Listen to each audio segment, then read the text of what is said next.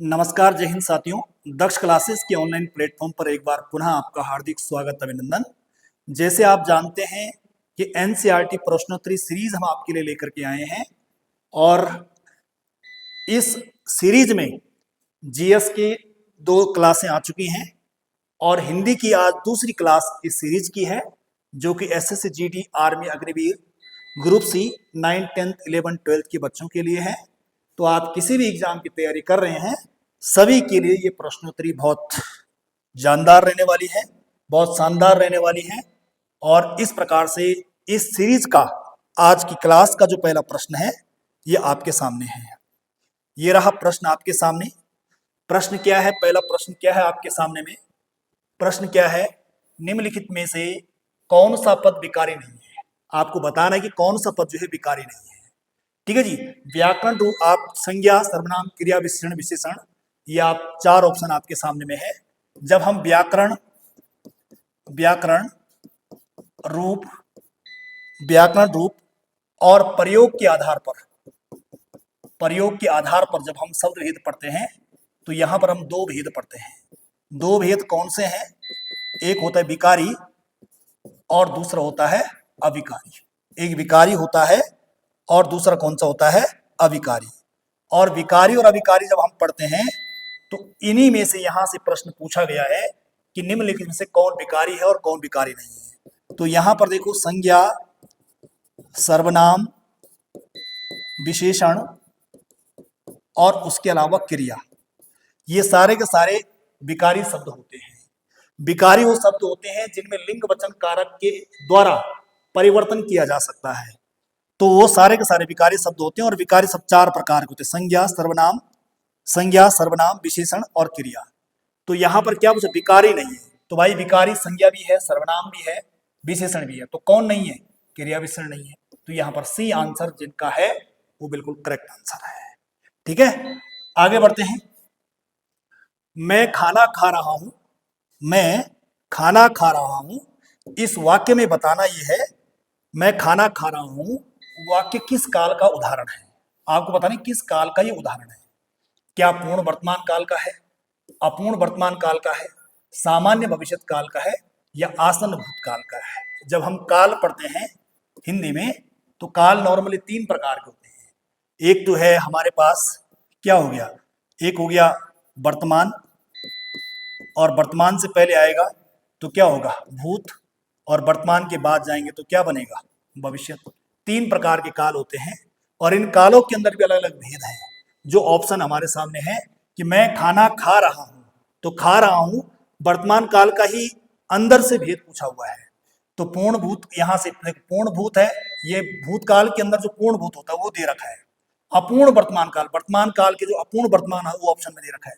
सामान्य, भविष्य, आसन भूत। तो यहां पर देखो, अगर आप दूसरे के बी ऑप्शन की तरफ जाते हैं तो ये आंसर बिल्कुल सही है। मैं खाना खा रहा हूं, यानी पहली बात है कि वर्तमान की बात चल रही है और वर्तमान की बात चल रही, खाना खा रहा हूं, अभी खाना पूरा नहीं खाया अभी, यानी खा रहा हूं। वर्तमान काल तो है लेकिन अभी पूरा नहीं हुआ है, तो अपूर्ण वर्तमान काल हमारा बी आंसर बिल्कुल करेक्ट रहने वाला है। इसी प्रकार से आगे बढ़ते हैं। यह रहा तीसरा प्रश्न आज के लिए। अंग अंग ढीला होना मुहावरे का प्रयोग किस स्थिति में किया जाता है? पहला है बहुत खुश होने पर, बी है फुर्ती न रहने पर या बहुत थक जाने पर, सी है बीमार होने पर और डी है नींद आने पर। तो यहां पर हमारा आंसर क्या रहने वाला है? B option. अंग अंग ढीला होना का मतलब यह है कि हम बहुत थक चुके हैं और बहुत जब थक जाते हैं तो बहुत थकान महसूस कर रहे हैं और हमारा अंग जो है बिल्कुल ढीला पड़ गया है, यानी अंग ढीला ढीला पड़ना, फुर्ती न रहना या बहुत थक जाना। आगे बढ़ते हैं। अगला प्रश्न है चौथा प्रश्न, लेकिन उससे पहले एक सूचना आपके लिए है कि उत्तरकाशी शहर में जो बच्चे रह रहे हैं, जो भी अभ्यर्थी हैं, जो भी कैंडिडेट जो हैं, कनिष्ठ सहायक, व्यक्तिक सहायक, stenographer, police constable, forest guard, ऐसे समूह गा की जितनी भी परीक्षाएं हैं, अगर आप उत्तरकाशी शहर में हैं और अगर तैयारी करना चाहते हैं तो यहाँ पर जो है नया बैच शुरू हो चुका है 13 जुलाई 2026 से, जिसकी टाइमिंग जो है 10 से लेकर के 12 बजे है। 10 से 11 जो है भारत का भूगोल है और 11 से 12 जो है उत्तराखंड की संस्कृति यहाँ पर शुरू हो गई है। तो यदि आप इंटरेस्टेड हैं, यदि आप इच्छुक हैं, तो आप इस नंबर पे भी संपर्क कर सकते हैं 78959550 40। आप इस नंबर पे भी संपर्क कर सकते हैं और संस्थान में भी जा सकते हैं। चलो आगे बढ़ते हैं। ये रहा अगला प्रश्न, चौथा प्रश्न आपके सामने में। सही विलोम शब्द मिलकर या सही विलोम शब्द का मिलान करें। आपको बताना है कि सही जो है मिलान कौन सा है इन विकल्पों में से। ठीक है जी, विलोम मिलाना है। तो भाई पुत्र का विलोम है, पुत्र का विलोम क्या हो जाएगा हमारा, पुत्री, यानी एक हमारे पास क्या निकल जाएगा, बी। ठीक है जी, उसके अलावा नायक का क्या निकल जाएगा, या सरल नायक का खलनायक हो जाएगा। मित्र का क्या हो जाएगा, मित्र का शत्रु हो जाएगा। तो 4 का हो जाएगा ए, 3 का हो जाएगा डी, 3 का क्या हो जाएगा डी, और अपने आप ही 2 का फिर जो है यहाँ पर सी हो रहा, और कोई 2 का जो है सी हो रहा, और कोई ऑप्शन तो हो नहीं रहा, मैच हो नहीं रहा। तो यहाँ पर हमें बी का 1 चाहिए, यानी 1 का बी चाहिए, 1 का बी चाहिए, 2 का सी, ठीक है, 3 का डी, 3 का डी, और 4 का ए, 4 का ए। तो 4 का ए कहाँ है, बी ऑप्शन में है। तो जो बी ऑप्शन की तरफ है ये बिल्कुल सही आंसर है। चौथे का हमारा आंसर क्या हो जाएगा, बी बिल्कुल सही हो जाएगा। ठीक है, आगे बढ़ते हैं। अगला प्रश्न, नीचे दिए गए समूह में से उस शब्द को चुनिए जो बाकी से अलग अर्थ रखता है। अलग अर्थ रखता है भाई, ये समूह है एक, निर्भीक, दिलेर, निडर और निरक्षर। अब ये जो 4 समूह है, एक है ना, 1 2 3 4, ये एक समूह है। इन समूह में से कौन सा अलग है, क्या निर्भीक अलग है, क्या दिलेर अलग है, या निरक्षर है, या निडर है ना। निर्भीक का मतलब होता है एक प्रकार से जो किसी से नहीं डरता है, साहसी है। दिलेर का मतलब भी जो है साहसी से ही लगाया जाता है, और निडर का मतलब भी जो किसी से नहीं डरता है, और निरक्षर का मतलब जो पढ़ा लिखा नहीं है। तो सी विकल्प जिन्होंने किया ये बिल्कुल सही है। तो यहाँ पर निरक्षर अलग हो जाएगा, बाकी ये तीनों जो है लगभग मिलते जुलते शब्द हैं। तो यहाँ पर पांचों का हमारा सही आंसर क्या हो जाएगा, सी विकल्प। आगे बढ़ते हैं, छठा प्रश्न। ठीक है जी, छठा प्रश्न आने से पहले एक और सूचना आपके लिए कि जो अभ्यर्थी जो है कनिष्ठ सहायक, व्यक्तिक सहायक, stenographer, forest guard, police constable की तैयारी कर रहे हैं, और अगर प्रैक्टिस सेट लेने के विचार में है तो 299 रुपए मात्र अभी डिस्काउंट चल रहा है। 499 वाला 299 में मिल रहा है, जिसमें 20 से अधिक प्रैक्टिस सेट मिलने वाले हैं। आप संपर्क कर सकते हैं, ऑनलाइन भी है और ऑफलाइन भी है। जो ऑनलाइन लेना चाहते हैं वो ले सकते हैं, 299 का है, और जो ऑफलाइन में आना चाहता है ऑफलाइन में आप जो है क्लास कर सकते हैं, ज्वाइन कर सकते हैं आप। आगे बढ़ते हैं। अगला, रमा प्रतिदिन पढ़ती है, रमा प्रतिदिन पढ़ती है। अब रमा प्रतिदिन पढ़ती है, इस वाक्य में क्रिया विशेषण का कौन सा भेद है। इस वाक्य में क्रिया विशेषण का कौन सा भेद है, रीतिवाचक है, स्थानवाचक है, कालवाचक है, या परिमाणवाचक है। बताना आपको कौन सा है ना। रमा प्रतिदिन पढ़ती है, पढ़ती है लेकिन प्रतिदिन पढ़ती है, डेली पढ़ती है, डेली पढ़ती है, यानी समय का बोध हो रहा है कि, है ना। तो यहां पर हमारा क्या हो जाएगा, सी कालवाचक क्रिया विशेषण हो जाएगा। क्रिया विशेषण 4 प्रकार के होते हैं, रीतिवाचक, स्थानवाचक, कालवाचक, परिमाणवाचक। ठीक है जी, अगर यहां पर होता है कि रमा बहुत पढ़ती है तो बहुत क्या हो जाता, परिमाण हो जाता है। ठीक है जी, तो इस प्रकार से यहां पर प्रतिदिन पढ़ती, तो प्रतिदिन डेली, ये एक प्रकार का समय है डेली पढ़ने।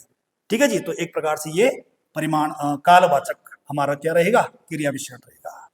इसी प्रकार से अगला प्रश्न ये रहा, अर्थ के आधार पर क्रिया विशेषण के कितने भेद होते हैं। अभी आया था क्रिया विशेषण कितने प्रकार का होता है, 4 प्रकार का होता है, और चारों प्रकार अभी इससे पहले नाम गिना चुके हैं हम। आगे बढ़ते हैं अगला। ठीक है जी, एक और सूचना है, कनिष्ठ सहायक के लिए 6 जुलाई 2026 से एक और बैच नया शुरू हो चुका है, जिसमें भारत का भूगोल और उत्तराखंड की राज्य व्यवस्था चल रही है। इसकी टाइमिंग 8 से लेकर के 10 है। ठीक है जी, पूरा यूपीपीएससी और यूपीएससी को कवर करेगा। आप अगर इच्छुक हो तो इस नंबर पर संपर्क कर सकते हैं, अन्यथा संस्थान में भी जा सकते हैं। आगे बढ़ते हैं, कनक कनकते सौगुनी मादकता अधिकाय में प्रयुक्त अलंकार पहचानिए। भाई यहाँ पर कनक, जहां पर कोई शब्द जो है 2 या 2 से अधिक बार आता है और दोनों ही बार उसका अर्थ अलग अलग होता है, तो वहां पर कौन सा अलंकार होता है, हमारा आंसर होगा क्या, यमक अलंकार। क्योंकि यहाँ पर कनक शब्द 2 बार आया है, एक कनक का मतलब सोना है और एक कनक का मतलब दतूरा है। तो कनक कनकते सौगुनी मादकता अधिकाय, तो इसमें कौन सा अलंकार हो गया, सी यमक अलंकार। आगे बढ़ते हैं, कोई और कुछ किस प्रकार के सर्वनामों की उदाहरण है। भाई कोई आया है, कोई आया है पता चल रहा कोई, तो एक प्रकार से जब पता ही नहीं चल रहा तो कौन सा होगा, अनिश्चयवाचक सर्वनाम होगा। ज्यादा टाइम लेने की जरूरत ही नहीं है, फटाफट हो जाएगा।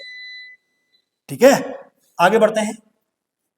इनमें से शुद्ध वर्तनी वाला विकल्प कौन सा है? कौन सा है भाई? पारितोषिक, पारितोषिक, पारितोषिक, पारितोषिक। भाई पारितोषक तो गलत है, परितोषक ये भी गलत है, परितोषिक ये भी गलत है। एक ही तो ऑप्शन बचता फिर पारितोषिक। तो ए वाला विकल्प हमारा जो है सही आंसर है। ऐसे वर्तनी वाले क्वेश्चन भी आ जाते हैं। आगे बढ़ते हैं, स्तंभ ए के शब्दों को उनके सही अर्थ में सुमेलित करें। तो भाई देखो भाई, सुमेलित करो। 11वां का जो है कौन सा ऑप्शन आपको ठीक लगता है? तीन ही ऑप्शन है, 1, 2 और 3। इन तीन में से 11वां आपको चूज करना है कि इन तीनों में से कौन सा आंसर आपका जो है ठीक रहने वाला है। तो देखो जी, देख लेते हैं। एक है उपचार, एक है निदान। ठीक है जी, निदान। तो यहां पर निदान का मतलब होता है, निदान यहां पर देखो आप, एक निदान है और एक क्या है? उपचार है, और एक तंद्रा है और एक निंद्रा है। ठीक है, तो यहां पर हमारा जो है एक का ए होना चाहिए यहां पर, एक का ए, यानी अगर हम मैच करते हैं, निदान का मतलब रोग का इलाज करना, उपचार यानी रोग का निर्णय करना। आप रोग को ढूंढ रहे हैं, उपचार कर रहे हैं। और तंद्रा का मतलब होता है कि तंद्रा होती है हमारी कौन सी? सोने की स्थिति। सी वाला हमारा जो है, जो सी वाला होगा तंद्रा, सोने की स्थिति। और निंद्रा हो गई ऊंगाई या सुस्ती। तो इस प्रकार से, यानी एक का ए, दो का बी, तीन का सी और चार का डी। एक का ए, दो का बी, तीन का सी, चार का डी। तो यहां पर हमारा जो आंसर रहेगा यहाँ पे कौन सा रहेगा जी? कौन सा हमारा आंसर रहने वाला है यहाँ पे? देखो जरा, कौन सा आंसर रहने वाला है? बी वाला आंसर रहेगा। दो की तरफ जाएंगे हम। निदान रोग का इलाज करना, उपचार रोग का निर्णय करना, तंद्रा सोने की स्थिति, और निंद्रा ऊंगाई या सुस्ती। जब हम ऊंगाई लेते हैं तो एक प्रकार से क्या है, हमें नींद आ रही होती है। आगे बढ़ते हैं, अगला ये रहा। अगला कनिष्ठ सहायक फॉरेस्ट गार्ड के लिए बैच है। ये भी 1 जुलाई से शुरू हो रखा है। इसमें इंडियन पॉलिटी और उत्तराखंड की पॉलिटी चल रही है, और इसकी टाइमिंग 10 से लेकर के 12 बजे तक है। अगर आप इच्छुक हो तो संपर्क कर सकते हैं। किस रस को रसराज या रसों का राजा कहा जाता है? भाई वीर रस, शांत रस, श्रृंगार रस, करुण रस। तो हमारा आंसर होगा क्या? सी, श्रृंगार रस। रसों का राजा किसे कहते हैं? श्रृंगार रस। आगे बढ़ते हैं, अगला प्रश्न ये रहा 13वां प्रश्न। नीचे दो कथन दिए गए हैं, जिनमें से एक को अभिकथन और दूसरे को कारण कहा गया है। कथन को ध्यान पूर्वक पढ़िए और सही विकल्प का चयन कीजिए। अभिकथन क्या है? मिठास एक भाववाचक संज्ञा है। सही बात है जी। मिठास, खटास, प्रेम, क्रोध, ये सारी भाववाचक संज्ञा है। भाववाचक संज्ञा से किसी व्यक्ति, वस्तु अथवा स्थान के नाम का बोध होता है। ये बात गलत है जी भाई। किसी व्यक्ति, वस्तु, स्थान के नाम का बोध जो है व्यक्तिवाचक संज्ञा में होता है। तो यहां पर भाई ए विकल्प तो सही है, लेकिन आर गलत है जी। सी वाला जाएंगे। ए सही है लेकिन आर गलत है। ए विकल्प यानी सी विकल्प की तरफ सी हमारा जो है करेक्ट आंसर होगा जी यहाँ पे। आगे बढ़ते हैं जी। अगला प्रश्न है 14वां। मुहावरा किस प्रकार की पदबंध के वाक्यांश को कहते हैं जिसका अर्थ शब्द सा होता है, जिसका अर्थ विलक्षण और लाक्षणिक होता है, जिसमें केवल एक ही शब्द होता है, जिसका कोई विशेष अर्थ होता है? तो भाई सिंपल से लाक्षणिक अर्थ वाला जो है, या जिसका विलक्षण अर्थ होता है, एक प्रकार से मुहावरा कहलाता है। और मुहावरा किस भाषा का है? कई बार शब्द आ रखा है, अरबी भाषा का शब्द है। मुहावरा किस भाषा का है? अरबी भाषा का है। और लोकोक्ति संस्कृत भाषा का। आगे बढ़ते हैं, अगला प्रश्न ये रहा 15वां प्रश्न। 15वां प्रश्न आपके सामने में है। निम्नलिखित में से किस शब्द में कृत प्रत्यय का प्रयोग हुआ है? भाई कृत प्रत्यय का प्रयोग किसमें हो रखा है आपको बताना है। 15वां का किसमें हो रहा है कृत प्रत्यय? सुंदरता, लिखाई, सामाजिक, घबराहट। कमेंट करके बता दो जी इसका। ये क्वेश्चन आपके लिए होमवर्क है, इसका आंसर नहीं बता रहा मैं। आप कमेंट नहीं कर रहे ना, तो कमेंट करो ना भाई, करो फटाफट करके, कमेंट में आंसर मिलेगा इसका। आप आंसर ही नहीं कर रहे। समूह गा यहाँ पर खनिज सहायक, फॉरेस्ट गार्ड, पुलिस कांस्टेबल 1 जुलाई 2026 से है ये। इसकी टाइमिंग 4 से 6 बजे है। अगर कोई इच्छुक हो तो आप के जानने में कोई है तो आप बता सकते हैं। आगे बढ़ते हैं, अगला अभ्युदय शब्द में कौन सी संधि है? अभ्युदय शब्द में कौन सी संधि है? गुण संधि, अयादि संधि, यण संधि, अयादि, दीर्घ संधि। तो भाई अभ्युदय, जहां पर या से पहले आदि अक्षर आता है वहां पर यण संधि होती है, सी विकल्प होगा। यहां पर जो है एक शब्द ऐसा रहेगा अभी, और एक शब्द यहां पर क्या रहेगा? उदय, तब बनेगा अभ्युदय। क्योंकि यहां पर जो है ये अब ऐसा हो जाएगा, ई निकल जाएगा, ये उदय हो जाएगा। और यण संधि का नियम है कि ई के बाद अगर असमान स्वर आएगा तो ई या में बदल जाएगा, और ई अगर या में बदल गया तो ई का खेल खत्म, ई की जगह या आ गया, इधर से जो है ये उदय हो गया, और इधर से जो है ये अब हो गया। ये हलंत वाला है, ये हलंत वाला है, ये ऊ यहां चला जाएगा, ऊ हो जाएगा, दय इधर हो जाएगा, और ये अब जो है इस प्रकार से हो जाएगा, हलंत वाला ही है। अब यहाँ स्वर देने के लिए है नहीं है, तो इस भाग को ऐसा लिखेंगे, यू ऐसा लिखेंगे, दय ऐसा कर देंगे, और ये क्या बन गया? अभ्युदय। तो अभ्युदय में कौन संधि हो गई? सी, यण स्वर संधि यहाँ पर करेक्ट आंसर हो गया। आगे देखते हैं अगला प्रश्न। अगला प्रश्न, निर्धन शब्द में कौन सा उपसर्ग लगा है? नी, निर, निर और निर्धन। कंफ्यूजन इसमें होगा बी और सी में, तो कौन सा होगा भाई? जब निर्धन, जब ऊपर ये आता है ना, ऐसा करके ये निर्धन आता है, तो इसके ऊपर जो रा होती है इधर, ये ऐसी होती है, इस ऐसी होती है निर, तो ये कंडीशन है निर। तो यहाँ पर हमारा जो है सी आंसर, वरना बी वाले भी टिक कर सकते हैं, लेकिन करेक्ट आंसर जो है सी वाला है, क्योंकि इसके ऊपर आदि रा है। आगे बढ़ते तो हमारा आंसर क्या है यहाँ पर? सी, सी इज करेक्ट आंसर। आगे बढ़ते हैं, बीएड डीएलएड प्रवेश परीक्षा की अगर आप तैयारी कर रहे हैं तो उसके लिए भी नया बैच स्टार्ट हो गया है। 10 जुलाई से ये बैच शुरू हो गया है, 8 से 10 की टाइमिंग है, आप संपर्क कर सकते हैं, संस्थान में आ सकते हैं। निम्न में से किस वाक्य में निपात का प्रयोग नहीं हुआ है? मुझे 1 गिलास पानी चाहिए, बी है ना, ए है, मुझे 1 गिलास, बी है, मुझे भी 1 गिलास पानी चाहिए, मुझे ही 1 गिलास पानी चाहिए, मुझे केवल 1 गिलास पानी चाहिए। ठीक है जी, मुझे केवल 1 गिलास पानी चाहिए। तो भाई यहां पर ए वाले की तरफ आएंगे, ये निपात है, जैसे भी, ही, केवल, ये सब एक प्रकार के क्या है? निपात है। तो यहां पर ए वाला आंसर बिल्कुल सही होगा, मुझे 1 गिलास पानी चाहिए। आगे बढ़ते हैं अगले प्रश्न की ओर। निम्नलिखित में से कौन सा शब्द पुल्लिंग है? आपको बताना है पुल्लिंग कौन सा है। दया है ना, दया नहीं आई उसे। भाषा, बोली जाती है, लिखी जाती है, पढ़ी जाती है। सुंदरता, ये पहले जो है स्त्रीलिंग में है। ठीक है जी, यहां पर धन आंसर होगा डी। ठीक है जी, डी विकल्प की ओर जाएंगे, ये हमारा सही आंसर होगा। आगे बढ़ते हैं अगला, छा वर्ण किसके योग से बना है?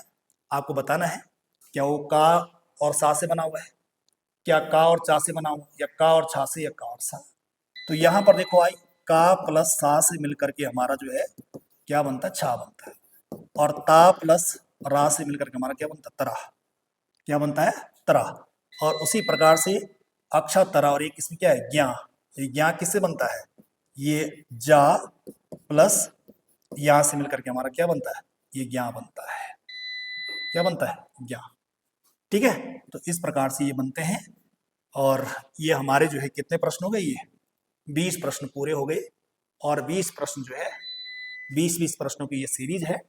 यदि आप चैनल पर नए हैं तो आप चैनल को सब्सक्राइब कर दीजिए, और कमेंट जरूर करिए कि आपको वीडियो कैसे लगी। इस प्रकार की सीरीज चल रही है। यदि आप SSGD की तैयारी कर रहे हैं तो आप हमसे जुड़ सकते हैं, ऑनलाइन ऑफलाइन माध्यम से, जैसा भी आप चाहें जुड़ सकते हैं। ठीक है, धन्यवाद।